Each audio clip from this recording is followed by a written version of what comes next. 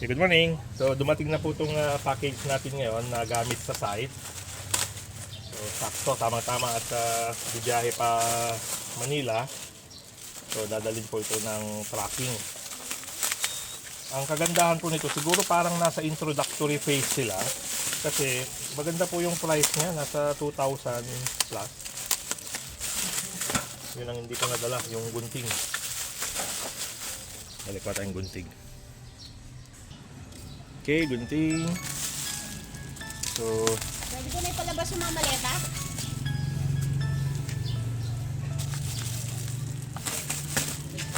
okay. So, ngayon ang ginawa po natin, silent lang natin yung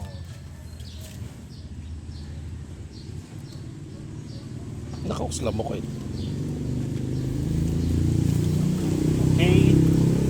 So, ultra large capacity outdoor power supply. Parang lumalabas po 100,000 yata nakalagay doon. Tama, 100,000 po siya for price of 2,000. Medyo maganda po siya. So sana reliable. Kasi ang unang binili po natin na malaki yung Blue Tea. Kaya lang nung sumikat na po yung brand, tumataas na po yung price. So ito po si Tilex.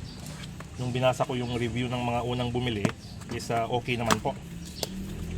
So pag maganda po yung performance nito, magdadagdag pa po tayo para gamit sa site. So high capacity po ito na power bank. So 100,000 milliamps. So plastic po ang case niya. Pero mukhang very sturdy naman po. Yung power on. Okay, so naka 91%. So meron pong ito lang po, medyo mas marami yung kanyang USB. And ngayon po nagsi-shift na halos sa USB-C. So anyway, may dalawa pa rin. Pero mas maganda po sana kung mas marami ito. Pero okay lang po. And ang alam ko po ito is parang kwan po ito. Ayun na, DC in, DC out. So ang charging niya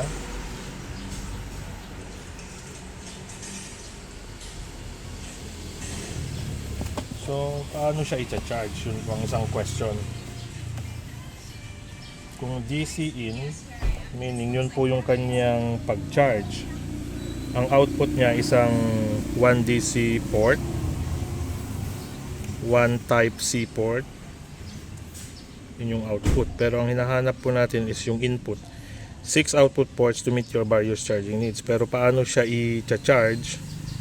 Fast charging. Okay. Sige po, pag-aralan po natin. Pero parang lumalabas po. Can support DC input. Solar, okay. So sa solar charging po, pwede siyang i-connect. Pero parang lumalabas po, ito rin ang in niya. Tama, dito rin po pala.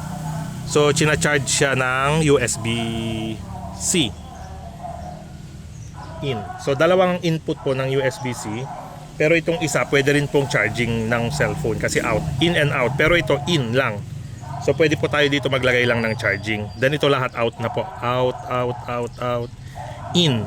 Sa DC means, kwan po pa, solar panel. And then, out, pwede rin. Okay? So, ipapatest po natin. And then, hihingi tayo ng feedback after 1 month kung kumusta siya. Then bibigyan ko po kayo ng feedback. Flashlight po ito. Paano pa ilawin ito?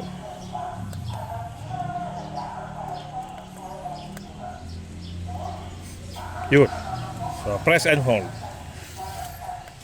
Oh, meron pang papalakas. 3.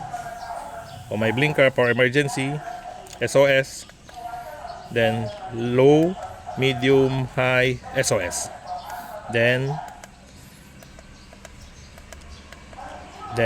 press and hold ulit para mag-off. Okay. Meron pa siyang leather holder pero wag po nating asahan, baka bumigay, bumagsak. So lagi pong hahawakan na lang dito for safety reason. Okay? So yan po ang ating bagong gamit sa site. Tilex power bank 100,000 milliamp for 2,000 pesos sa Lazada pa. Okay? Salamat po. I-video ko na lang po itong ibang parte ng boxes para pag gusto nyo pong magbasa, medyo maliit. Ayan nga pa. Kanya mga specs. So ang kanyang output is 22. Mabilis na rin po ito at 22.5 watts. So yan po kanyang kalakas. Okay?